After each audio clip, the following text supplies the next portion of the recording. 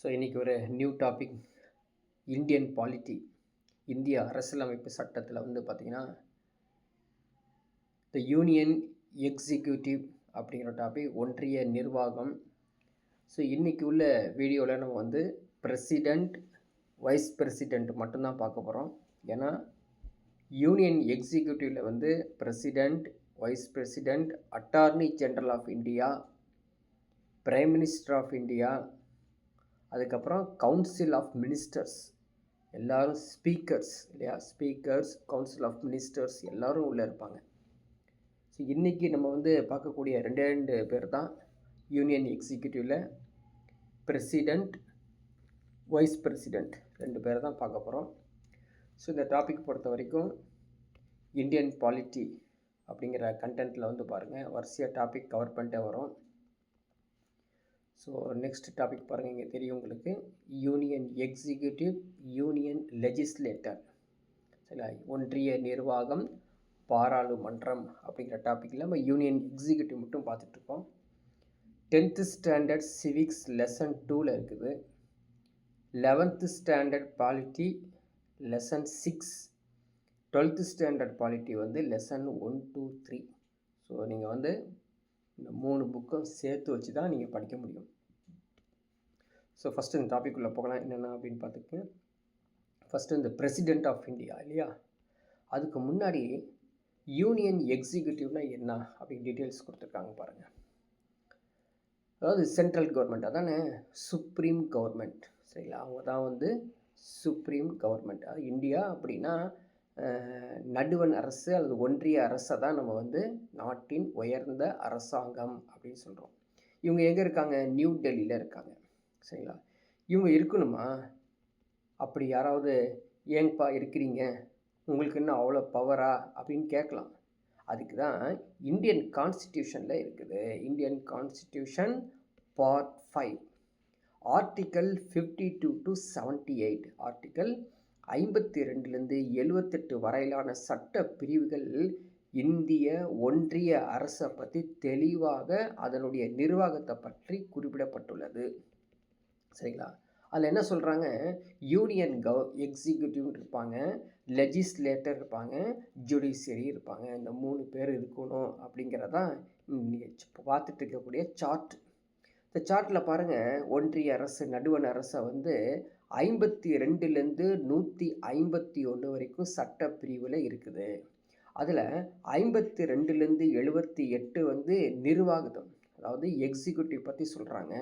79 to 122 article வந்து சட்டமன்றம், லெஜிஸ்லேட்டரை பற்றி சொல்கிறாங்க. 124 to 147 ஜுடிஷியரி, நீதித்துறையை பற்றி சொல்கிறாங்க. அதனுடைய பிரான்ச்சஸ் வந்து என்னென்னா கம்ப்ளீட்டாக டீட்டெயில்ஸாக புக்லேயும் இருக்குது, இங்கேயும் கொடுத்துருக்கோம், நீங்கள் பார்த்துக்கலாம், சரிங்களா. ஸோ இங்கிலீஷ்லேயும் இருக்கலாம், நீங்கள் பார்த்துக்கங்க. ஃபஸ்ட்டு பார்க்குற இந்த ஆர்டிக்கல் நம்பர், ஒவ்வொரு ஆர்டிக்கலும் நீங்கள் வந்து மனப்பாடம் பண்ணி வச்சுக்கணும். So article 52 president of India பற்றி சொல்கிறாங்க. Article 53 executive power of the union, அந்த ஒன்றிய அரசாங்கத்தின் நிர்வாகம் எப்படி இருக்கும் அப்படின்னு சொல்கிறாங்க. Article 54 election of president, article 55 manner of election of president, அந்த முறை எப்படி இருக்கும் அப்படின்னு சொல்கிறாங்க. Article 56 term of office president, அதாவது அவங்களுடைய பிரசிடெண்ட்டுடைய பதவி காலத்தை பற்றி சொல்கிறது. 57 அந்த ரீஎலெக்ஷன், மறு தேர்தலுக்கான தகுதி என்னன்னு கொடுக்கறது. ஆர்டிக்கல் 58 குவாலிஃபிகேஷன்ஸ், தகுதி என்ன அப்படின்னு கொடுத்துருக்காங்க. So article 59 condition of president's office, அந்த பிரசிடெண்ட்ஸ் ஆஃபீஸருடைய நிபந்தனைகள் என்ன. அதே மாதிரி ஆர்டிக்கல் 60 ஓத் ஆர் அஃபர்மேஷன், அதாவது உறுதிமொழி, பதவி பிரமாணத்தை பற்றி சொல்கிறது. 61 the procedure of impeachment of the president, ஜனாதிபதியை பதவி நீக்கம் செய்வதற்கான நடைமுறை என்ன அப்படிங்கிறது. ஒவ்வொரு ஆர்டிக்கலும் நீங்கள் மனப்பாடம் பண்ணி வச்சுக்கணும், எக்ஸாமில் கேட்பாங்க. ஆர்டிக்கல் 62, சரிங்களா, the whole time of holding election to fill vacancy in the office of the president, சரிங்களா. ஸோ காலியாக இருக்கும் பட்சத்தில் அந்த பதவி தேர்தல் நடைபெறும் நேரத்தை பற்றி சொல்கிறது. ஆர்டிக்கல் 63 பிரசிடெண்ட்டுக்கு அப்புறம் துணையாக இருக்கக்கூடிய இந்திய துணை குடியரசுத் தலைவர். ஆர்டிக்கல் 63. 64 அந்த அவருடைய வைஸ் பிரசிடென்டுடைய ex officio chairman of council of ஸ்டேட்ஸை பற்றி கொடுக்கப்பட்டுள்ளது. Article 65 vice president to act as president or to discharge his function, அதாவது துணைத்தலைவர் ஜனாதிபதியாக செயல்பட வேண்டக்கூடிய என்ன ஆர்டிக்கல் அப்படின்னா 65. ஆர்டிக்கல் 66 வைஸ் பிரசிடென்டுடைய எலெக்ஷன். ஆர்டிக்கல் 67 அவருடைய ஆஃபீஸ் பற்றி, வைஸ் பிரசிடென்டுடைய ஆஃபீஸ் பற்றி கொடுத்துருக்காங்க. ஆர்டிக்கல் 68 அவருடைய time of holding election to fill vacancy. Article 69 அவருடைய பதவி பிரமாணம் உறுதிமொழியாக கொடுக்கப்பட்டுள்ளது. ஆர்டிக்கல் 70 அவர் discharge of president's functions in other contingencies. சரிங்களா, பிற நிகழ்வுகளை குடியரசுத் தலைவரின் பணிகளை எப்படி நிறைவேற்றணும் அப்படின்னு கொடுத்துருக்காங்க. Article 71 matters relating to the election of president. 72 powers of president to grant pardons, மன்னிப்பு போன்றவற்றை வழங்க ஜனாதிபதிக்கான என்ன அதிகாரம் அப்படின்னா ஆர்டிக்கல் 72ல் கொடுத்துருக்காங்க. Article 73 extent of executive power of the union, ஒன்றிய நிர்வாக அதிகார வரம்பு எவ்வளவு அப்படின்னு சொல்கிறது தான் ஆர்டிக்கல் 73. ஆர்டிக்கல் 74 எடுத்துக்கிட்டிங்கன்னா council of ministers to aid and advise the president. Article 75 other provisions as to ministers like appointment, term salaries பற்றி கம்ப்ளீட்டாக சொல்கிறது ஆர்டிக்கல் 75. எத்தனை ஆர்டிக்கல் இருக்குது பாருங்கள். எல்லா ஆர்டிக்கலும் நீங்கள் நம்பர் ஆஃப் டைம்ஸ் ரிப்பீட்டடாக படித்து ஞாபகத்தில் வச்சுக்கணும். Article 76 attorney general of India, இவர் தான் வந்து இந்தியாவுடைய மிக உயர்ந்த அதாவது அட்வொகேட் இல்லைங்களா, அவர் தான் அட்டார்னி ஜென்ரல். அதாவது அரசாங்கத்துக்கு ஒரு அட்வொகேட் அப்படின்னா அவர் தான் அட்டார்னி ஜென்ரல் ஆஃப் இந்தியா. 77 வந்து conduct of business of the government of India, so வணிகத்தை எப்படி நடத்துறது பற்றி கூறப்பட்டுள்ளது. 78 duties of prime ministers. 75 session of parliament, prorogation இல்லையா, ப்ரோக்ரேஷன் அண்ட் டிசொலேஷன்ஸ், பார்லிமெண்ட்டுடைய அமர்வுகள், ஒத்திவைப்பு, கலைப்பு எல்லாமே கொடுக்கப்பட்டுள்ளது.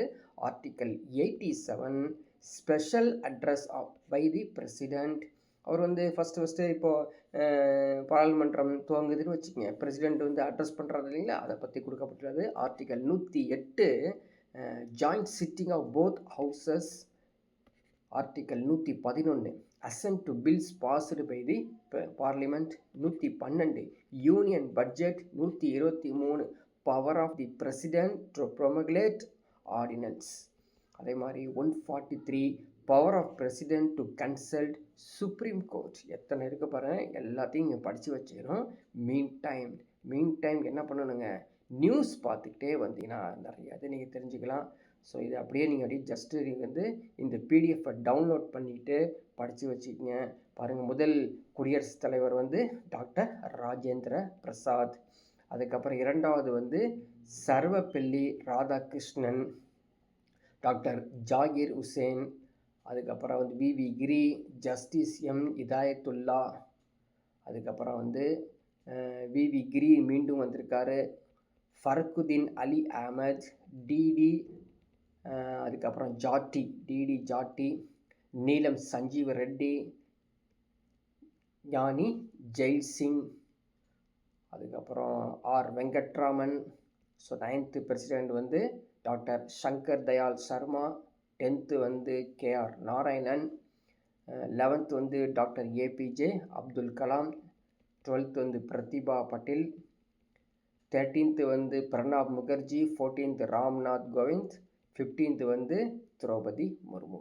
ஸோ ஒவ்வொருத்தருடைய ரைட் சைடில் எடுத்து பார்த்தீங்கன்னா ஒவ்வொரு கேரக்டர்ஸ் பற்றி கொடுத்துருப்பாங்க. அதெல்லாம் வந்து எக்ஸாம்ஸ்க்கு வரும், படித்து வச்சுக்கோங்க டவுன்லோட் பண்ணி. ஓகேங்களா. ஸோ ஃபஸ்ட்டு நம்ம பிரசிடெண்ட்டை பற்றி பார்க்கலாம், குடியரசுத் தலைவர். ஸோ ஆர்டிக்கல் 52ல் கொடுத்துருக்காங்கப்பா, இவங்க தான் வந்து பிரசிடெண்ட்டாக இருக்கணும், கண்டிப்பாக ஒரு நாடு அப்படின்னா அவர் வந்து குடியரசுத் தலைவர், ஒரு ஜனாதிபதி இருக்கணும், இருந்தே தீரணும் அப்படிங்கிறது தான் அந்த ஆர்டிகல் 52 சொல்லுதுங்க. The president it's nominal executive authority. சரிங்களா?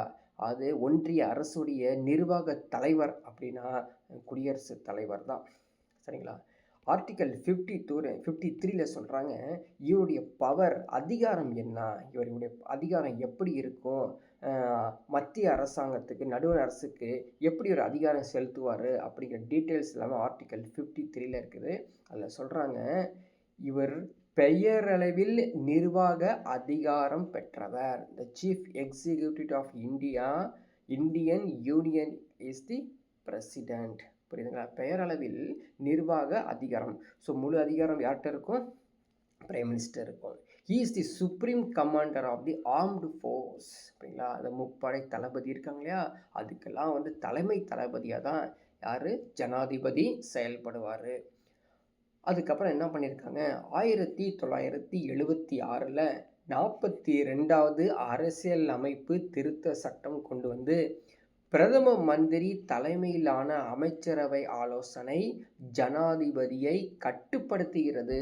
சொல்லலாம். இந்த ஒரு சென்டென்ஸ், ஒவ்வொரு சென்டென்ஸையும் நீங்கள் தெளிவாக படித்து புரிஞ்சு வச்சுக்கணும். பிறகு 2 வருஷம் கழித்து 1978 44வது சட்ட திருத்தத்தில் என்ன சொல்லியிருக்காங்க அப்படின்னு பார்த்தீங்கன்னா, ஜனாதிபதியால் ஒரு விஷயத்தை அமைச்சர்களின் மறுசீரமைப்பு ஒரு முறை திருப்பி அனுப்ப முடியும், ஆனால் மறுபரிசீலனை செய்யப்பட்ட ஆலோசனை பிணைப்புடன் இருக்கும். ஸோ இந்த சென்டென்ஸை வந்து கரெக்டாக அண்டர்ஸ்டாண்ட் பண்ணி நீங்கள் படித்து வச்சுக்கணும். So next one article 54. பிரசிடென்ட்டுடைய எலெக்ஷன் பற்றி கொடுத்துருக்காங்க. சரிங்களா?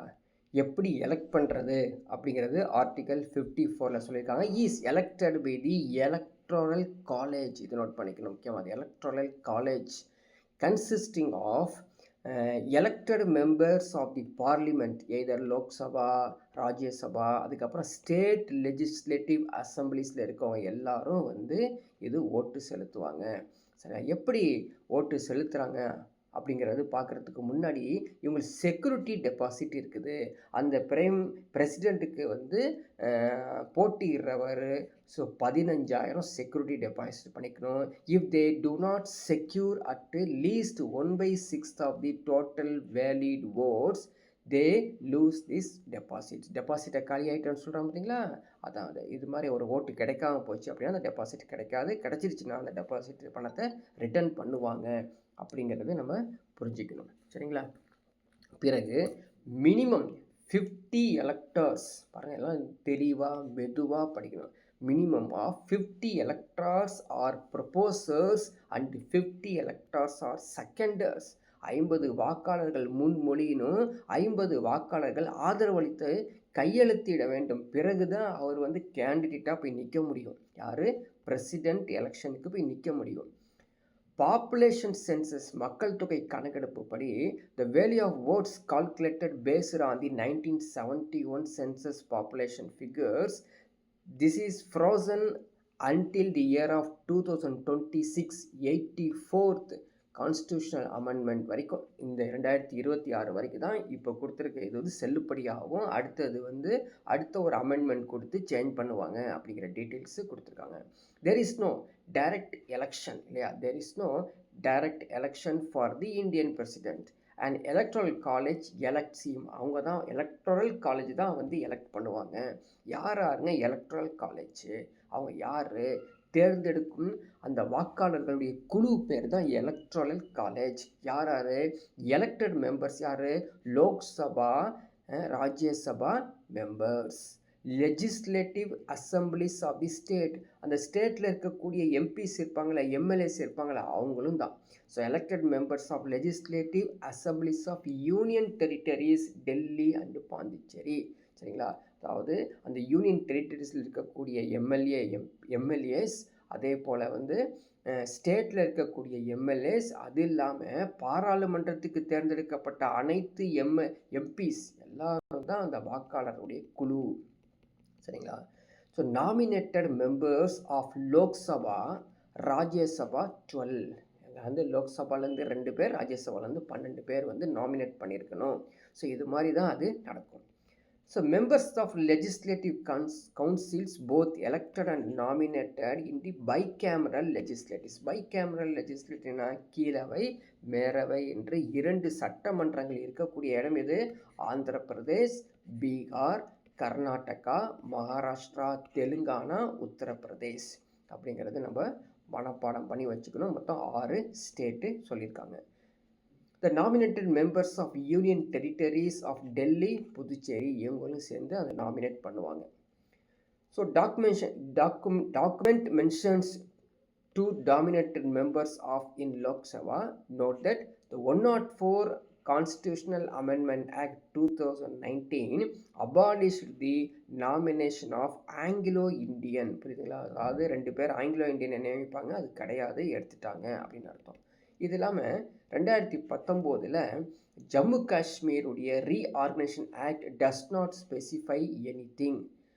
Section 13 of the 2019 acts the same powers as புதுச்சேரிக்கான அதே பவரை கொடுத்துருக்காங்க. அதே மாதிரி inclusion of new members article 54 electoral college requires constitutional amendment by special majority article 368. சரிங்களா? ஸோ இந்த ஆர்டிக்கல் ரிலேட்டடாக நிறையா நீங்கள் இங்கிலீஷ் அண்டு தமிழ் ரெண்டுமே நீங்கள் படித்து தான் ஆகணும். சரிங்களா? இப்போது யூனியன் டெரிட்டரி டெல்லி, புதுச்சேரி இருக்குது பார்த்தீங்களா? ஏன் சேர்த்தாங்க அப்படின்னா, எதுக்காக சேர்த்தாங்கன்னா இந்த ஒரு பாயிண்ட்டு முக்கியமானது. 17th அமெண்ட்மெண்ட் ஆஃப் ஆக்ட் 1992 சேர்த்து இது கொடுத்துருக்காங்க. சரி, இந்த ஓட்டு எப்படிங்க மதிப்பு பண்ணுறாங்க, பிரசிடெண்ட்டுடைய ஓட்டு எப்படி மதிக்கிறாங்க அப்படிங்கிறதான் பார்க்க போகிறோம். இண்டிவிஜுவல் ஓட்டு. இப்போ ஒருத்தர் எம்பி ஒருத்தர் ஓட்டு போட்டிருக்காரு, எம்எல்ஏ ஒரு ஓட்டு போட்டிருக்காருன்னா அதை கால்குலேட் பண்ண மாட்டாங்க. எப்படி நம்ம போய் ஒரு ஓட்டு போட்டால் நமக்கு ஒரு ஓட்டுன்னு வருது பார்த்தீங்களா? அது மாதிரி கிடையாது. அதுக்கு பதிலாக என்ன பண்ணுறாங்க, மதிப்பு கொடுக்குறாங்க. எப்படி மதிப்பு கொடுக்குறாங்க பாருங்கள். இந்த வேல்யூ ஆஃப் எம்எல்ஏஸ் ஓட். ஒரு எம்எல்ஏ ஓட்டு போட்டால் எப்படி இருக்கும்? Total population of the state divided by total number of elected members in the legislative assembly. சரிங்களா? என்ன பண்ணுறாங்க? divided by 1000. ஸோ ரெண்டையும் ஏதாவது ஒன்று total population of the state எடுத்துக்குவாங்க, அல்லது total number of elected members in the state legislative assembly divided by 1000 போட்டுக்குவாங்க. போட்டிங்கன்னா உங்களுக்கான வேல்யூஸ் கிடச்சிரும். யாருக்கு? ஒரு எம்எல்ஏக்கு. As per the Constitution, 84th Amendment Act 2001, the population of the state is taken from the 1971 census figures. அந்த ஃபிகர்ஸை base பண்ணி உங்களுக்கு சொல்லியிருக்காங்க. எப்படின்னா, வேல்யூ ஆஃப் எம்பிஸ் ஓட் எப்படி இருக்கும்? The total values of votes of all MLAs of all states or total number of elected members of the parliament. அதை base பண்ணி தான் வேல்யூஸ் எடுப்பாங்க. சரிங்களா?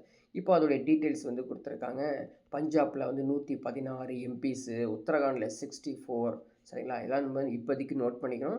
2027 அப்புறம் டீலிமிட்டேஷன் பண்ண போகிறாங்க அப்படின்னு சொல்லிட்டு இருக்காங்க இல்லையா? ஸோ டீலிமிட்டேஷன் பண்ணும்போது சேஞ்சஸ் ஆகும். So Rajasthan 129, Uttar Pradesh 208, Maharashtra 175, Karnataka 131, west Bengal 151, Odisha 149, Andhra Pradesh 159, Tamil Nadu 176, 152. இதான் வேல்யூ ஆஃப் ஓட்ஸ்னு வச்சுக்கலாம். ஸோ ஆர்டிகல் 55 என்ன சொல்கிறாங்கன்னா, மேனர் ஆஃப் எலெக்ஷன்ஸ். அந்த முறை எப்படி இருக்கும், அந்த எலெக்ஷனுடைய முறை எப்படி இருக்கும், அந்த ப்ராசஸ் எப்படி இருக்கும் அப்படின்பாங்க. ஃபஸ்ட்டு ஃபேஸ் நடக்குங்க. முதல் கட்டத்தில் the first preference votes are counted. First என்ன பண்ணுறாங்க, நீங்கள் போட்ட ஓட்டை கவுண்ட் பண்ணிடுவாங்க. யார்? எம்எல்ஏ, எம்பிஸ், டெரிட்டரிஸில் போட்டவங்க எல்லாரும் கவுண்ட் பண்ணிக்குவாங்க.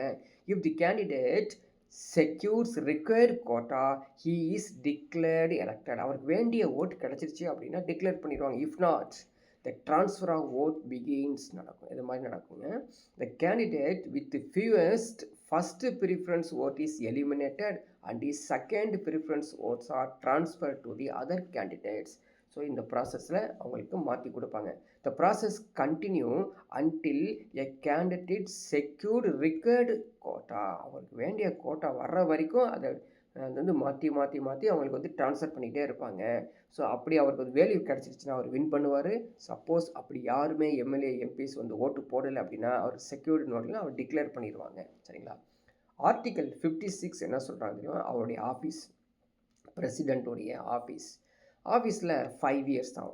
ஸோ எவ்வளோ பெரிய பிரசிடெண்ட் எப்படி அப்பாயின்மெண்ட் ஆனாலும், எப்படி வந்து அவர் ஓத் ஆனாலும் 5 இயர்ஸ் தான் அவங்களுக்கு வந்து அந்த பதவியில் இருக்க முடியும். இன்கேஸ் அவர் இருக்கணும் அப்படின்னா நியூவாக எலெக்ட் பண்ணி வந்திருக்கணும். He continues in office until his successor enters upon his office. சரிங்களா, அது பதவி காலம் பொறுத்த வரைக்கும் அவர் பதவி ஏற்கும் வரையிலேருந்து ஸ்டார்ட் ஆகி பதவி முடிகிற வரைக்கும் 5 இயர்ஸ். எப்படிங்க எலிஜிபிலிட்டி, அவருக்கு என்ன எலிஜிபிலிட்டி அப்படின்னா, ஜனாதிபதியாக பதவி வகிக்கும் அல்லது வகித்த ஒருவர் அந்த பதவிக்கு மீண்டும் தேர்ந்தெடுக்கப்பட தகுதி உடையவர். சரி, அப்படி பார்க்க போனால் ராஜேந்திர பிரசாத் வந்து 2 முறை பிரசிடெண்ட் ஆஃப் இந்தியாவாக பதவி ஏற்றிருக்கார் அப்படின்னு சொல்லியிருக்கோம். ஆர்டிக்கல் 58 இவங்களுடைய குவாலிஃபிகேஷன், தகுதிகள் ஒன்றுமே கிடையாது. சிம்பிள் குவாலிஃபிகேஷன், எல்லாரும் இந்தியன் சிட்டிசனாக இருக்கணும், அதுக்குன்னு கரெக்டான டாக்குமெண்ட்ஸ் ப்ரூவ் பண்ணியிருக்கணும், 35 வயதுக்கு குறைவாக இருக்க வேண்டும். சரிங்களா, and qualified for election as a member of Lok Sabha. லோக்சபாவுக்கு நீங்கள் தேர்ந்தெடுக்கக்கூடிய உறுப்பினராக இருக்க வேண்டும். லோக்சபானா நீங்கள் வந்து எம்பியாக இருக்கணும்னு அவசியம் இல்லை. லோக்சபாவுக்கு தேர்ந்தெடுக்கக்கூடிய கேண்டிடேட்டாக நீங்கள் குவாலிஃபை ஆகிருக்கணும், இருந்தால் போதும், நிற்கலாங்க இந்த எலெக்ஷனில். ஆர்டிகல் 59 சொல்கிறாங்க அவருடைய ஆஃபீஸ், பிரசிடெண்ட்டுடைய ஆஃபீஸை பற்றி சொல்கிறாங்க. எங்கே இருக்கும் office? He shall not be a member of either house of the parliament or a house of the legislator in any state. He shall not hold any office of profit. So அதாவது இவர் வந்து யாருங்க, president of India எப்படி இருக்கணும் அப்படின்னா, எம்எல்ஏவாக இருக்கக்கூடாது, எம்பியாக இருக்கக்கூடாது, எந்த ஒரு பிஸ்னஸும் பண்ணியிருக்கக்கூடாது, எதன் மூலியமாகவாவது அவருக்கு லாபம் வந்திருக்கக்கூடாதுங்க. தனியாக எந்த வேலையும் செய்யாமல் ஃப்ரீயாக இருக்கணும் அவர். சரிங்களா, President cannot be a member of parliament, state legislator, the member of any legislator, the seat will be deemed, everything டோட்டலாக நீங்கள் வந்து இருந்தால் தான் உங்களுடைய தகுதி நிலைக்கும் அப்படின்னு சொல்கிறாங்க. ஸோ ஆர்டிகல் 59 பற்றி ஒன்று சொல்கிறாங்க. It is well known fact that the president India reside Rashtrapati Bhavan in new Delhi. ஏங்க, நான் ஒரு வீடு கட்டி டெல்லியில் இருக்க முடியாதா? பிரசிடெண்ட்னா இருக்க முடியாது. ஆர்டிகல் 59 கொடுக்கப்பட்டுள்ளது. நீங்கள் பிரசிடெண்ட் ஆஃப் இந்தியா ஆயிட்டிங்க அப்படின்னா ராஷ்டிரபதி பவன் நியூ டெல்லியில் தான் இருக்கணும். உங்களுக்கு எவ்வளோ சொத்து இருந்தாலும் பரவாயில்ல, எங்கே எப்படி இருந்தாலும் சரி, நாங்கள் சொல்கிற மாதிரி தான் நீங்கள் இருக்கணும் அப்படிங்கிறதான் அங்கே சொல்லப்படுது. The residence and the office of the presidents are located in the same building. அவருடைய வீடும் அவருடைய ஆஃபீஸும் ஒரே இடத்துல தான் இருக்கணும். வேறு எங்கேயாவது வசதிக்கு தகுந்தாப்பில் எதுக்காவது ஒரு ரீசன் வச்சுட்டு சொல்லக்கூடாது. ஆர்டிகல் 59 தெளிவாக கூறப்பட்டுள்ளது. சரிங்களா, ஆர்டிகல் 60 இவருடைய பதவி பிரமாணத்தை பற்றி சொல்கிறாங்க. பதவி பிரமாணம் வந்து as usual யாருங்க, ஒவ்வொரு ஜனாதிபதியும் கண்டிப்பாக பதவி பிரமாணம் எடுக்கணும். யாருங்க பதவி பிரமாணம் எடுத்து கொடுப்பாரு அப்படின்னா, உச்ச நீதிமன்றத்தின் மூத்த தலைவர், அதாவது chief justice of India, CJI சொல்கிறோம் இல்லைங்களா, அவர் தான் வந்து இவரை வந்து பதவி பிரமாணம் செஞ்சு வைப்பாருங்க. ஸோ என்னென்ன உறுதிமொழி அப்படிங்கிறத நம்ம வந்து டிவிலெலாம் பார்த்துருக்கோம், அதே தான் இங்கே எழுதப்பட்டுள்ளது. நீங்கள் ஜஸ்ட் கோத்ரூ பண்ணிக்கங்க. Next article 61 the procedure for impeachment. இவர் எப்படி நம்ம வந்து பிரசிடென்ட் போஸ்ட்லேருந்து தூக்குறது, அதான பதவி நீக்க நடைமுறை எப்படி. ஸோ அவர் மேலே கேஸ் போட முடியாது, அவர் மேலே எந்த ஒரு எதுவும் செய்ய முடியாதுங்க. செய்யக்கூடிய ஒரே ஒரு பவர் யார்கிட்ட இருக்குது அப்படின்னு பார்த்தீங்கன்னா பார்லிமெண்ட்டு தான். பார்லிமெண்ட்டை கூட்டி அங்கே வந்து இந்த கான்ஸ்டியூஷன் வயாலேஷன் பண்ணிட்டாங்க அப்படின்னு சொல்லி 2/3 of the majority both houses மேலே, அதாவது ராஜ்யசபா லோக்சபா ரெண்டுலேயும் நீங்கள் 2/3 ஆஃப் தி மெஜாரிட்டி காமிச்ச பிறகு தான் அதை வந்து நம்ம பண்ண முடியும். ஸோ இன்னொரு ஆர்டிக்கலில் ஒன்று சொல்லுவாங்க, இது மாதிரி இம்பீச்மெண்ட்டு நீங்கள் பண்ணுறதுக்கு முன்னாடியே வந்து அது பிரசிடெண்ட் ஆஃப் இந்தியாவுக்கு ஒரு லெட்டர் கொடுத்துருவாங்க 14 days பிஃபோர், நாங்கள் இது மாதிரி வந்து உங்களுக்கு இம்பீச்மெண்ட் பண்ணுறதுக்காக கூட்டத்தை கூட்ட போகிறோம் அப்படின்னு சொல்லிடுவாங்க. அதுக்கு முன்னாடி தானாக வந்து அவர் ரிசைன் பண்ண கூட வாய்ப்பு இருக்குது. சரிங்களா, so impeachment of president article 61. சரிங்களா, President can be removed only grounds of the violation of the Constitution.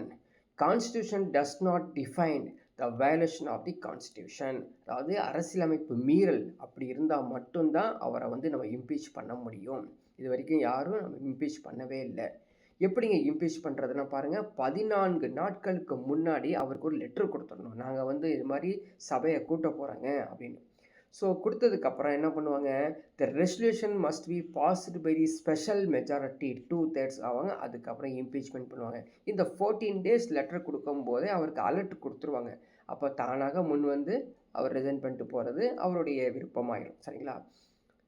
பதவி காலத்தில் யாரெல்லாம் பதவி நீக்கத்தில் யாரெல்லாம் பங்கேற்பாங்க, சப்போஸ் பதவி நீக்கே ஆகணும் அப்படிங்கிற ஒரு சுச்சுவேஷன் வருது அப்படின்னா யாரெல்லாம் பங்கேற்பாங்க அப்படின்னா, பாராளுமன்றத்தில் இரு அவைகளும் வந்துடுவாங்க. பாராளுமன்றத்திலையும் இரு அவை உறுப்பினர்களும் வந்துடுவாங்க. வந்து ஓட்டு போடுறதுக்கு வருவாங்க. அதாவது இந்த 1/2/3 இருக்கு இல்லையா, அது இல்லாமல் ஸ்டேட், டெல்லி, புதுச்சேரி அவங்கெல்லாம் வந்து ஓட்டு போட்டாங்க இல்லையா, அவங்க எல்லாம் do not participate the impeachment. பாருங்க, இதில் ஸ்டேட்டு, டெல்லி, புதுச்சேரிலாம் வரமாட்டாங்க. ஓன்லி பாராளுமன்றத்தில் இருக்கக்கூடிய ராஜ்யசபா, லோக்சபா மட்டும்தான் வருவாங்க. ஸோ ஆர்டிகல் 62 சொல்கிறாங்க, time of holding election to fill vacancy in case அவர் இறந்துட்டார் அல்லது அவர் ரிசைன் பண்ணிட்டாரு அப்படின்னா எப்போங்க, எந்த காலத்துக்குள்ளே நீங்கள் வந்து ஃபில் பண்ணணும். So vacancy of the president office can occur any of the following வேஸ்லேருந்து நீங்கள் ஃபில் பண்ணலாம் அப்படின்னு சொல்லுவாங்க. ஃபஸ்ட்டு பாருங்கள், the expiry of his tenure of the 5 years, 5 வருஷம் காலம் முடியுது. ரிசைனேஷன் பண்ணுறது, ரிமூவல் ஆஃப் இம்பீச்மெண்ட், அதுக்கப்புறம் டெத்து, இறந்துறாரு. சரிங்களா?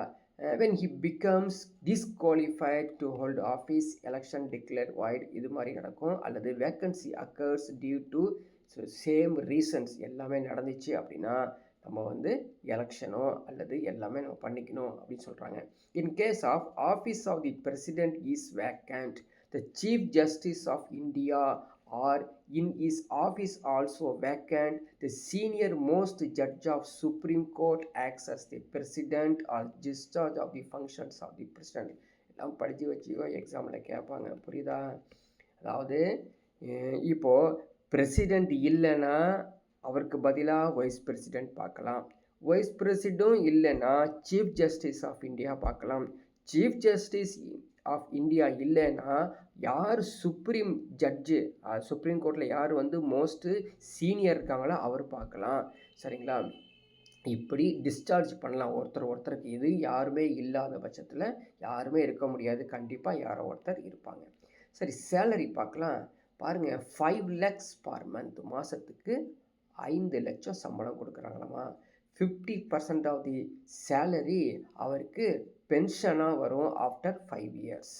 சரிங்களா? இவருடைய நிர்வாகம் என்ன, இவருடைய பவர்ஸ் என்ன, இவர் தான் வந்து நிர்வாக அதிகாரங்களை பார்ப்பார், சட்டமன்ற அதிகாரங்கள் பார்ப்பார், நிதி அதிகாரங்கள் பார்ப்பார், நீதித்துறை, ராஜதந்திர அதிகாரங்கள், இராணுவ அதிகாரங்கள், நெருக்கடி நிலை அதிகாரங்கள் எல்லாமே ஃபுல் பவர்ஸில் இருப்பார்.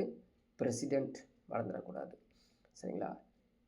எக்ஸிக்யூட்டிவ் பவர்ஸ், அடுத்தது நிர்வாக அதிகாரங்கள். இவருக்கு என்னென்ன நிர்வாக இண்டிவிஜுவலாக அதிகாரங்கள் பார்க்க போகிறோம். ஸோ இதுவும் எக்ஸாம்ஸில் வந்து கேட்டுக்கக்கூடிய கொஷின்ஸ், முக்கியமானது எல்லாமே. GOI, government of India, GOI அனைத்து கவர்மெண்ட் ஆஃப் இந்தியாவுடைய எக்ஸிக்யூட்டிவ் ஆக்ஷன்ஸ் தான் இவருடைய பேரில் தான் இருக்கும். சரிங்களா? இவர் தான் அட்டார்னி ஜெனரல் ஆஃப் இந்தியா, இந்தியாவிலேயே உயர் வழக்கறிஞர், தலைமை வழக்கறிஞர்னு போனியா, அப்புறம் தலைமை வழக்கறிஞர். அவர் அப்பாயின்மெண்ட் பண்ணுறதும் இவர் தான். பிரசிடெண்ட்டை அப்பாயின்மெண்ட் பண்ணுறதும் இவர் தான். சிஏஜியை அப்பாயின்மெண்ட் பண்ணுறதும் இவர் தான். சரிங்களா? Attorney general, chief election commissioner, UPC chairman, members, state governors, finance commissions, chairman, members, administrators of union territories, judges of Supreme Court, High Court, National Human Rights, Minorities of Commission, மனப்பாடம் பண்ணி வச்சுக்கிட்டே இருக்கணும். He can declare any area as a scheduled area. இவர் தாங்க அட்டவணை, scheduled ஏரியானா ST சொல்கிறோம் இல்லையா, அது இல்லாமல் ஒவ்வொரு ஏரியாவையும் டெரிட்டரி ஃபிக்ஸ் பண்ணுறதும் நம்ம பிரசிடெண்ட் தான். நீங்கள் கேள்விப்பட்டிருப்பீங்க, ஒரு ஸ்டேட்டுக்கு டெரிட்டரி ஃபிக்ஸ் பண்ணுறது யார் அப்படின்னு பார்த்தீங்கன்னா கவர்னர். அதே போல் தான் இந்தியாவுடைய டெரிட்டரிக்கும் ஷெட்யூல் பண்ணக்கூடியது, அட்டவணை குறிக்கிறது எல்லாமே அவர் தான். சரி, எக்ஸிக்யூட்டிவ் ஆட்சித்துறையில் இவருக்கு என்ன அப்படின்னா ஆர்டிக்கல் 77 தெளிவாகவே கூறப்பட்டுள்ளது இவருடைய ஆட்சியை பற்றி. சரிங்களா, குடியரசுத் தலைவர் தான் நிர்வாகத்தை நடத்துவாருங்க. அவர் தான் முழு பொறுப்பு. சரிங்களா, அவர் அவர் தான் விதிகளை உருவாக்குவதும் அமைச்சர்களுக்கு பொறுப்புகளை பகிர்ந்தளிப்பதும் யார்? பிரசிடெண்ட் தான். சரிங்களா, ஸோ பிரசிடெண்ட் நம்ம கஷ்டப்பட்டு படிச்சிட்டோன்னா அப்படியே காப்பி மாதிரி வைஸ் பிரசிடெண்ட் இருக்கும், அப்படியே காப்பி மாதிரி வைஸ் பிரசிடெண்ட். சரிங்களா, so having information all important decisions of cabinet referring any matter of consideration of the cabinet. So அமைச்சரவை குழு முக்கிய முடிவுகள் எல்லாமே இவர்கிட்ட போகும். Making important appointments and removal, இதுவும் அவருடைய அதிகாரத்துக்கு கீழே இருக்கும். ஃபாரின் ரிலேஷன்ஸை இவர் மெயின்டைன் பண்ணுவார். டிஃபென்ஸ் ஃபோர்ஸை சுப்ரீம் கமாண்டராக இவர் இருக்கிறனால இவர் பார்ப்பார். சுப்ரீம் கோர்ட்டுக்கு அதே மாதிரி இண்டிபெண்ட் ஏஜென்சிஸ்க்கு எல்லாத்தையும் இவர் தான் பார்த்துட்டுப்பார். ஆர்டிக்கல் 356 இவருடைய கையில் தான் இருக்குது. ஒரு ஸ்டேட்டை நம்ம கலைக்கிறது போகிறது எவ்ரிதிங் இவர் கையில் தான் இருக்குது. Union territory, scheduled tribal areas எல்லாமே இவருடைய அட்மினிஸ்ட்ரேஷன் கீழே தான் இருக்குதுங்க. இது எல்லாமே நீதித்துறையை பார்த்தோம். லெஜிஸ்லேட்டிவ் பவர், சட்டமன்ற அதிகாரங்கள் என்ன அப்படின்னு பார்த்தீங்கன்னா இவர் பாருங்க, he summons or prorogues parliament and dissolves the Lok Sabha. நாடாளுமன்றத்தை அவர் கூட்டவோ அல்லது ஒத்தி வைக்கவோ மக்களவை கலைக்கவோ இவருக்கான முடிவுகள் உண்டு. ஸோ ஆர்டிகல் 108 என்ன சொல்கிறாங்க, நாடாளுமன்ற கூட்டத்தை அவர் கூட்டலாம். ஏன்பா நீ கூட்டம் வச்சுருக்கீங்க, சீக்கிரம் நாடாளுமன்றத்தை கூட்டுங்க அப்படின்னு இவருக்கு சொல்லக்கூடிய அதிகாரம் ஆர்டிக்கல் 108 பிரசிடெண்ட்டுக்கு இருக்குது. 12 பேர்களை அவர் மெம்பராக ஆக்கலாம், பார்லிமெண்ட்டில் மெம்பராக, எங்கே ராஜ்யசபா மெம்பராக ஆக்க முடியும். சரிங்களா, அதுக்கப்புறம் he recommends the introduction of certain bills, முக்கியமாக மணி பில்ஸ். ஸோ ஜென்ரலி நம்ம இதுக்கு கேள்விப்பட்டிருப்போம், நம்ம புக்லேயும் படிச்சிருப்போம். என்ன அப்படின்னு பார்த்தீங்கன்னா, ஒரு பில், ஒரு மசோதாவை நேரடியாக நம்ம பாராளுமன்றத்தில் இன்ட்ரடியூஸ் பண்ணலாங்க. ஆனால் மணி பில்லை மட்டும் நேராக குடியரசுத் தலைவர்கிட்ட போய் பர்மிஷன் வாங்கிட்டு தான் மசோதாவை நம்ம இன்ட்ரடியூஸ் பண்ண முடியும். இது தெரிஞ்சுக்கங்க. He lays reports before parliament, CAG, UPSC, finance and commissions. அதே மாதிரி இன்னாகரல் அட்ரஸ் கொடுப்பது அப்படி தான், sending message to the parliament கொடுக்குறது எல்லாமே இவருடைய பவரில் இருக்குது. Veto power, so exercising veto power, அதாவது நிதி சாராத முன்வரைவுகள் மீது முழுமையான அல்லது தற்காலிக மறு தளிப்பு அதிகாரத்தை கொடுப்பது இவருடைய வீட்டோ பவர். அதாவது இப்படிலாம் செய்யக்கூடாதுங்க, இப்படிலாம் பண்ணலாங்க அப்படின்னு சொல்லி வீட்டோ பவர் ஒன்று கொடுப்பாருங்க, அது பிரசிடெண்ட்டுக்கு இருக்குது. Giving prior permission for introducing of the certain kinds of bills in the parliament. So சிலதெல்லாம் நீங்கள் போகிறதுக்கு முன்னாடி அவர்கிட்ட நம்ம பர்மிஷன் வாங்கி தான் கொடுக்கணும். சரிங்களா, அதே மாதிரி நாடாளுமன்றத்தில் நடக்காமல் இருக்கும்போது திடீர்னு ஒரு அவசர சட்டம் அப்படின்னா இவர் ஃபுல் கண்ட்ரோலில் இவர் தான் வச்சுருப்பார். சரிங்களா, making appointment of presiding officers pro tem of the Lok Sabha, இவருடைய அப்பாயின்மெண்ட்லாம் பண்ணுவாங்க. அதே மாதிரி allowing extension, modification, abrogation of laws in case of ports and aerodromes. So பார்த்தீங்கன்னா ஏவியேஷன்ஸில் இருக்கக்கூடிய அந்த சட்டங்கள் எல்லாத்தையும் நீட்டிப்பது வைப்பது எல்லாமே இவருடைய கையில் தான் இருக்குது. ஸோ அடுத்தது ஆர்டிக்கல் 87 என்ன சொல்கிறாங்க, he address the first session after each general election. படிச்சிருக்கோம் இல்லையா? ஸோ ஆர்டிக்கல் 87 தான் ஒரு பார்லிமெண்ட் ஸ்டார்ட் பண்ணுறப்ப ஃபஸ்ட்டாக அவர் அட்ரஸ் கொடுப்பார். அது எல்லாமே நிதி அதிகாரங்கள் இவர் பெற்றவருங்க. மணி பில்ஸ் எல்லாமே இவர் தான் பார்ப்பார். So contingency fund of India இவர் கண்ட்ரோலில் தான் இருக்குது. அதே மாதிரி 5 இயர்ஸ் பிளான்ஸ் எல்லாமே இவர் கண்ட்ரோலில் தான் இருக்குது. ஓகே, ஃபைனான்ஷியல் பவரில் அடுத்த ஒன்று பார்த்தீங்கன்னா, மணி பில் லோக்சபா இருந்தாலும் சரி, எங்கே இருந்தாலும் சரி, அது ப்ரியர் ரெக்கமெண்டேஷன் பிரசிடெண்ட் கொடுத்தா ஆகணும். சரிங்களா, அதே மாதிரி பட்ஜெட் செஷனுக்கு அவர் தான் அவர்கிட்ட போய் பர்மிஷன் வாங்கிட்டு தான் பட்ஜெட் செஷனே கொண்டு வர முடியும். அது ஆர்டிக்கல் 112 கொடுக்கப்பட்டுள்ளது. ஃபினான்ஸ் கமிஷனுடைய அப்பாயின்மெண்ட்ஸும் ஆர்டிக்கல் 280 கொடுக்கப்பட்டுள்ளது. அவர் தான் ஃபினான்ஸ் கமிஷன் அப்பாயின்மெண்ட்டு பண்ணுவார். ஸோ நிறையா இன்ஃபர்மேஷன்ஸ் இருக்குது. நிறையா உட்காந்து நீங்கள் மெதுவாக சிறப்பாக படித்தா தான் எக்ஸாமில் வந்து ஸ்டேட்மெண்ட் அசர்ஷனில் கேட்கும்போது ஆன்சர் கொடுக்க முடியும். இப்படி அடுத்த பவர் பாருங்கள், ஜுடிஷியல் பவர். ஜுடிஷியல் நீதித்துறையில் என்னென்ன இருக்குது அப்படின்னு பார்த்தோன்னா, ஆர்டிக்கல் 143 சொல்கிறாங்க, உச்ச நீதிமன்றத்தின் ஆலோசனைகளை பெறுகிறார். யாருங்க? யார்? பிரசிடெண்ட் உச்ச நீதிமன்ற ஆலோசனைகளை பெறுகிறார். அவரை உச்ச நீதிமன்றம் கட்டுப்படுத்தாது, அட்வைஸ் தான் பண்ண முடியும். என்னங்க இப்படி செய்யலாமா அப்படிலாம் கேட்க முடியாது. ஸோ அவர் பிரசிடெண்ட் வந்து உச்ச நீதிமன்றத்தை ஒரு கேள்வி கேட்டால் இவர் திரும்ப ஒரு பதில் தான் சொல்லுவாரே தவிர யாரையும் யாரும் கட்டுப்படுத்த முடியாது. சரிங்களா? இப்போ ரீசெண்டாக கூட நீங்கள் நியூஸ் கேட்டிருப்பீங்க, எஸ் பார்டானிங் பவர்ஸ், குற்றங்களை மன்னிக்கும் வழங்கும் அதிகாரம் யாருக்கு உண்டுங்க? பிரசிடெண்ட்டுக்கு உண்டு. கடைசியாக போகிறோம் இல்லையா, பிரசிடெண்ட்டுக்கு உண்டு. He appoints the chief justice of India, supreme court judges எல்லாத்தையும் அவர் பண்ணுறான்னு ஆல்ரெடி பார்த்துட்டோம். அடுத்து பாருங்கள், அந்த மன்னிக்கக்கூடிய வழங்கும் அதிகாரம் பற்றி டீட்டெயிலாக கொடுத்துருக்காங்க. பார்டான், ரிப்ரீவ், அது மன்னிப்பை வந்து மன்னிப்பு கொடுக்கறது, தண்டனைகளை நிறுத்துறது, குற்றச்சாட்டுகளை வந்து நீக்கப்பட்டு அவரை வந்து விடுவிக்கிறது எல்லாம் வந்து பார்டானில் போயிடும். ஸோ ரிப்ரீவ்னா நிறுத்தி வைத்ததுனா மன்னிப்பு கோர்ட்டு அதை நிறுத்தி வைக்கிறது, தண்டனையை நிறுத்தி வைக்கிறது. ஒருத்தர் தூக்கு தண்டனை இருக்கார், அவர் வந்து போய் பிரசிடெண்ட் அப்ளை பண்ணுறான்னு வச்சுக்கோங்க, அப்பீல் பண்ணுறான்னு வச்சுக்கோங்க, அவர் கொண்டு படித்து பார்த்துட்டு சரி பாவம் விடு, கொஞ்சம் நிறுத்தி வைப்பா, அப்புறம் பார்த்துக்கலாம் நான் சொல்கிறேன் அப்படிங்கிற மாதிரி செய்யலாம். அந்த அளவுக்கு பவர்லாம் வந்து யாருக்கு? பிரசிடெண்ட் இருக்குது. தளர்த்தல், ரிமிஷன், அதாவது ஒருத்தருக்கு வந்து அவர் 30 வருஷம் ஆயுள் தண்டனை கொடுக்குறாங்கன்னா இவர் வந்து ஒரு 10 வருஷம் அப்படிங்க வந்து ரெமிஷன் பண்ண முடியும். அதே மாதிரி ரெஸ்பைட், குறைத்தல், awarding a lesser sentence due to special facts. ஒருத்தருக்கு வந்து சென்டென்ஸ் என்ன மீனிங்க, அவர் தூக்கு தண்டனை கொடுத்தாலும் அவரை வந்து ஆயுள் தண்டனையாக மாற்றக்கூடிய பொறுப்பு, பவர் எல்லாமே வந்து யாருக்கு இருக்குது? கம்ப்ளீட்டாகவே வந்து பிரசிடெண்ட்டுக்கு இருக்குது. இப்போ நெக்ஸ்ட்டு கம்யூட்டேஷன். நெக்ஸ்ட்டு வந்து கம்யூட்டேஷன், அது மாற்றுதல். தண்டனையை வந்து ஒரு வடிவத்திலிருந்து இன்னொரு வடிவத்துக்கு மாற்றுதல் இவருடைய அதிகாரத்துக்கு உட்பட்டு இருக்குது. சரிங்களா? நெக்ஸ்ட்டு பாருங்கள், அடுத்த ஒரு பவர் டிப்ளோமேட்டிக் பவர்ஸ், ராஜதந்திர அதிகாரங்கள் அப்படின்னு கொடுத்துருக்காங்க. ஸோ ராஜதந்திரம்னு என்ன அப்படின்னு பார்த்தீங்கன்னா, பாராளுமன்றத்தால் அங்கீகரிக்கப்பட்ட சர்வதேச ஒப்பந்தங்கள் அவரது பெயரில் பேச்சுவார்த்தை நடத்தி முடிக்கப்படுகின்றன. அதுதான் வந்து டிப்ளோமேட்டிக் ராஜதந்திர அதிகாரங்கள். He is the representative of India in international forums. சர்வதேச மன்றங்கள்லாம் இவர் தான் வந்து பிரதிநிதியாக இருப்பார். இவர் போக மாட்டார், இவருக்கு பதிலாக போவாங்க. மிலிட்ரி பவர்ஸ் ஆல்ரெடி நம்ம கேள்விப்பட்டிருக்கோம், ஆர்மி, நேவி, ஏர்ஃபோர்ஸ் எல்லாத்துக்கும் இவர் தான். எமர்ஜென்சி பவர்ஸ் பாருங்கள், article 352, article 356, 365, article 360.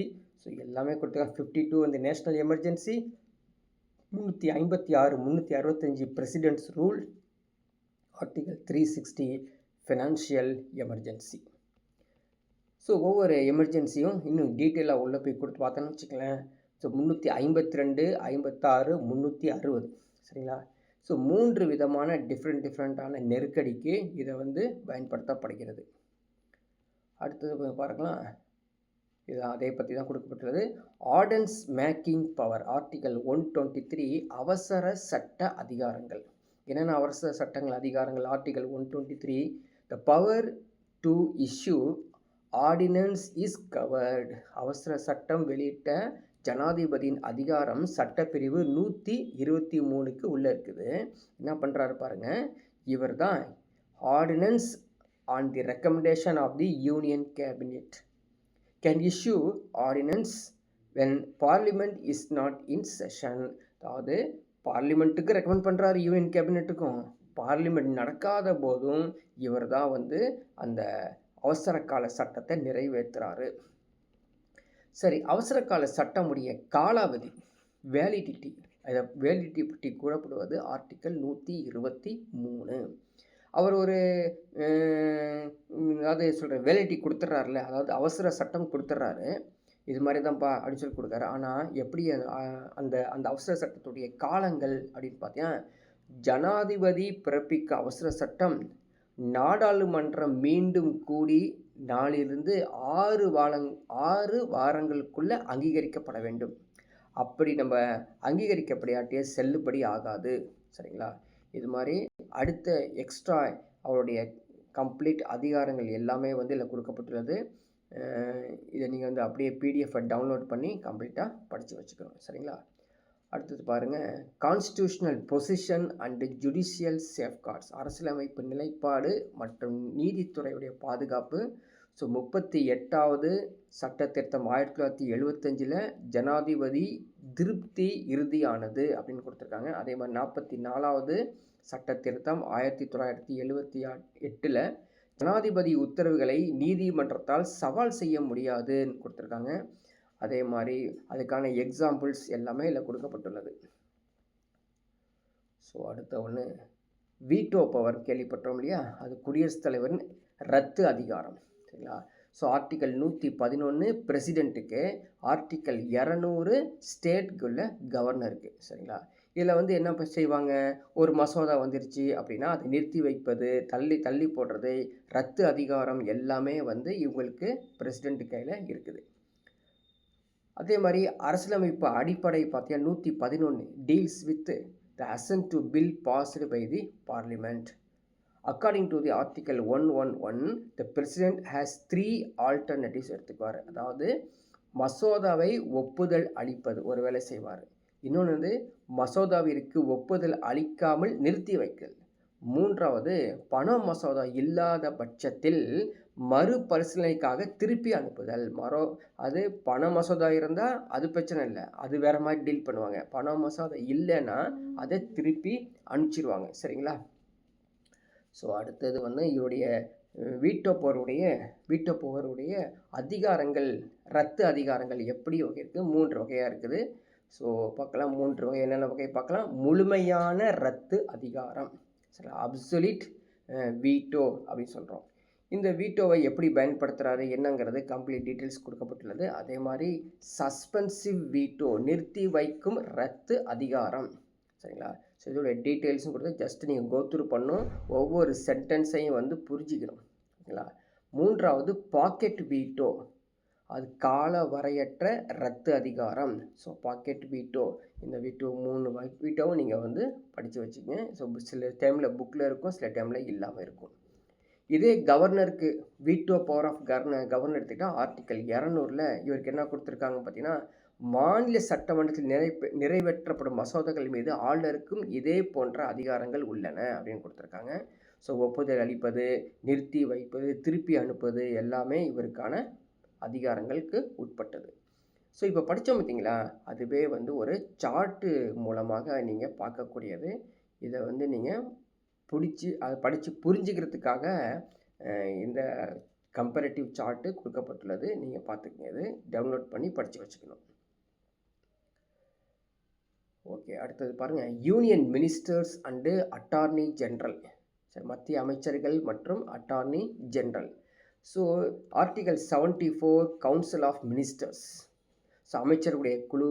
Article 75 other provisions as to the minister, அதாவது இந்த பிரசிடெண்ட் வந்து இந்த மினிஸ்டர்ஸ்க்கு எப்படி கட்டுப்படுத்துறது, கவுன்சில் ஆஃப் மினிஸ்டர் எப்படி கட்டுப்படுறது. Article 72 attorney general of India, அவரை எப்படி நம்ம கட்டுப்படுத்துறது அப்படின்னு ஒவ்வொரு ஆர்டிக்கலும் ஆல்ரெடி பார்த்தது தான் இங்கே மீண்டும் கொடுக்கப்பட்டுள்ளது. சரிங்களா? So again list of presidents வந்து ஒரு லிஸ்ட்டு கொடுத்துருக்காங்க. இதையும் வந்து நீங்கள் கோத்ரூ பண்ணிக்கணும். யார்? துணை குடியரசுத் தலைவர் இல்லைங்களா? துணை குடியரசுத் தலைவர் யார் அப்படின்னு கொடுத்துருக்காங்க. ஸோ எப்படி பிரசிடெண்ட்டுக்கு பார்த்தோமோ அதே மாதிரி doctor S Radhakrishnan first, doctor Zakir Hussain, V V Giri, G S Pathak, B D Jatti, M Hidayatullah. சரிங்களா? எல்லாம் வந்து கோத்ரூ பண்ணிக்கோங்க.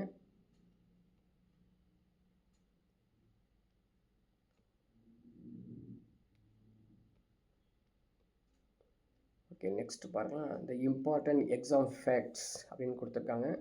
ஸோ இதை வந்து நெட்டில் நம்ம வந்து சர்ச் பண்ணி என்னென்ன இம்பார்ட்டன்ட் ஃபேக்ட்ஸ் வந்து கொடுத்துருக்கோம்.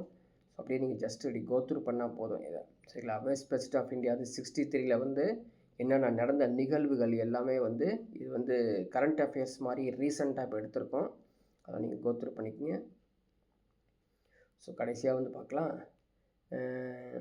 ப்ரீவியஸ் இயர் கொஸ்டின்ஸ் நம்ம பார்க்குறோம். ஏன்னா இது வந்து பார்த்திங்கன்னா புரிய வைத்தல் மாதிரி தான் இது வந்து கிளாஸ் முடிஞ்சிருக்கும். இப்போ நீங்கள் வந்து இதை டவுன்லோட் பண்ணி ஃப்ரெஷ்ஷாக உட்காந்து படிச்சுட்டு கொஸ்டின்ஸ் எப்படி கேட்குறாங்கிறது கண்டிப்பாக தெரிஞ்சிருக்கணும். அப்போ தான் படிக்க முடியும். சரிங்களா? பாருங்கள், கீழ்கண்ட கூற்றுகளை கருதவும் தவறான கூற்றுகளை கண்டறியவும் எப்படி கொடுத்துருக்கா பார்த்தீங்களா? ஸோ தெளிவாக படிச்சிருந்தா மட்டும்தான் சொல்ல முடியும். சட்டமன்றம் இயற்றிய மசோதாவுக்கு குடியரசுத் தலைவர் தன்னுடைய இசைவை தர அரசியலமைப்பு சட்டம் ஒரு எல்லையை வலியுறுத்தி உள்ளது. சரிங்களா?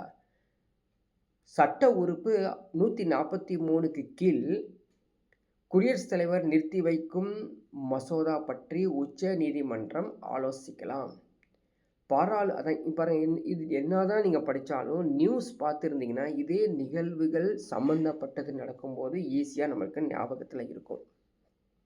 பாராளுமன்றம் மற்றும் சட்டமன்றங்கள் இயற்றிய மசோதாக்கள் மீது குடியரசுத் தலைவர் ஒரே மாதிரியான அதிகாரத்தை கொண்டிருக்கிறார். பாராளுமன்றம் இயற்றிய மசோதா மீது குடியரசுத் தலைவர் கால வரையின்றி ஒப்புதல் தராமல் வைத்திருக்க முடியும். சரிங்களா? இப்போ கொஸ்டின் என்ன தான் கேட்டிருந்தாலும் ஸ்டேட்மெண்ட் என்னவாக இருந்தாலும் கீழே ஆப்ஷன்ஸ் தான் வெரி வெரி இம்பார்ட்டன்ட். எல்லாம் தவறை மட்டும் கொடுத்துருக்காங்களாமா. தவறு என்ன, அது தவறாக இருக்கும் பாருங்கள். பாராளுமன்றம் இயற்றிய மசோதா மீது குடியரசுத் தலைவர் கால வரையின்றி ஒப்புதல் தராமல் வைத்திருக்க முடியும். சரிங்களா? அது சரிதான், வைத்திருக்க முடியும். பாராளுமன்றம் மற்றும் சட்டமன்றங்கள் இயற்றிய மசோதாக்கள் மீது குடியரசுத் தலைவர் ஒரே மாதிரியான அதிகாரத்தை கொடுக்க முடியாது, ஒரே மாதிரியான அதிகாரத்தை செலுத்த முடியாது. சரிங்களா? சட்ட உறுப்பு 143 கீழ் குடியரசுத் தலைவர் நிறுத்தி வைக்கும் மசோதா பற்றி உச்ச நீதிமன்றம் ஆலோசிக்கலாம் இல்லையா? சரிதானே? இப்போ ரீசெண்டாக நடந்திருக்கு, ஆலோசனை பண்ணியிருக்காங்க. ஏங்க நிறுத்தி வச்சிருக்கீங்க, ஒன்றும் சொல்ல மாட்டீங்க அப்படின்னு கேட்டிருக்காங்க. சட்டமன்றம் இயற்றிய மசோதாவுக்கு குடியரசுத் தலைவர் தன்னுடைய இசைவை தர அரசியலமைப்பு சட்டம் ஒரு எல்லையை வலியுறுத்தி உள்ளது அப்படிங்கிறது தவறு. ஸோ தவறு அப்படிங்கிறது 1 மற்றும் 3 தான். சரிங்களா? அடுத்த ஒரு கேள்வி பாருங்கள். In which model of elections the president and vice president the member of Rajya Sabha are எலெக்டட்னா இன்டைரக்ட் எலெக்ஷன் தான். ஸோ மறைமுக தேர்தல் மூலமாக தான் தேர்வெடுக்கிறாங்க. With reference to veto power of the president consider the following statement. புரியுதுங்களா? வீட்டோ பவரை வந்து கரெக்டாக படித்து வச்சுருந்தீங்கன்னா நமக்கு ஞாபகத்தில் வரும். எவை சரியானவை தான் கேட்குறாங்க. Ordinary bills can be ratified, rejected, returned. சரிதான். அப்படி வீட்டோ பவர் வச்சு உறுதி செய்யலாம், நிராகரிக்கலாம், திருப்பி அனுப்பலாம். Money bills can be ratified and reject but not returned. பற்றியா? பட் நாட் ரிட்டர்ன் என்பது சரியான விடை. Constitutional amendment bills can be அரசியலமைப்பு திருத்த மசோதாவை ரேட்டிஃபைடு, ரிஜெக்டட் ஆர் ரிட்டர்ன் பண்ண முடியாது. ஸோ படிச்சுக்கோ, இதில் வந்து தவறு. முதல் 2 தான் சரியானவை. ஸோ அடுத்த ஒரு கேள்வி. The following statement relate to the election of Indian president. Find out the wrong statement. He should be citizen of India. Correct தானே? He should be citizen of India. Correct தான். ஓகேவா? He is the elected members of 2 houses. இது இருக்கக்கூடாது. Should not be hold any office profit. Correct தான். He is elected the member. சரிங்களா? அப்போ option B தான் சரியான விடை.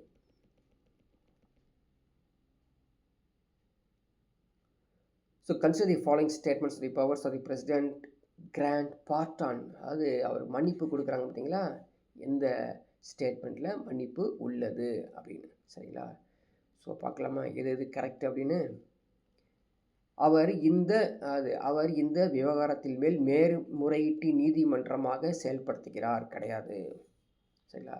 He's power is not independent judiciary. புரியுதா? இதெல்லாம் வந்து கிடையாது. The president is not bound here the petitioner mercy. குடியரசுத் தலைவர் கருணை மனு கோருவருக்கு கட்டுப்பட வேண்டிய அவசியம் இல்லை. எதுவும் அவசியம் அவர் கிடையாது. Power of grant pardon is primarily matter of his discretion. சரிங்களா? இது ரெண்டுமே தான் சரி, அது சரியில்லை. அதனால் சப்போஸ் உங்களுக்கு புரியாமல் இருந்தால் திரும்பவும் போய் ரெஃபரன்ஸ் புக் எடுத்து படிக்கணும். காம்ப்ட்ரோலர் சிஏஜி இல்லையா, CAG comptroller and auditor general of India submits his audit reports. யாருக்குங்க? பிரசிடென்ட் ஆஃப் இந்தியாவுக்கு தான் கொடுப்பாங்க. ஏன்னா அவர் தான் அப்பாயின்மெண்ட் பண்ணுறாரு, அவர் தான் கொடுப்பாரு. Who is are elected India by single transferable vote system. President, vice presidents, Rajya Sabha members என்பது சரியான விடை. Vice president of India who assumes the office of the president in case of vacancy holds the same until new president is elected as in office.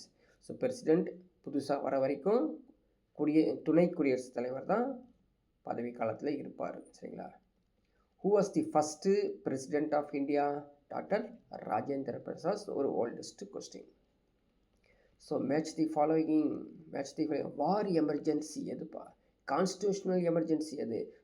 Suspension fundamental rights அது. Financial emergency.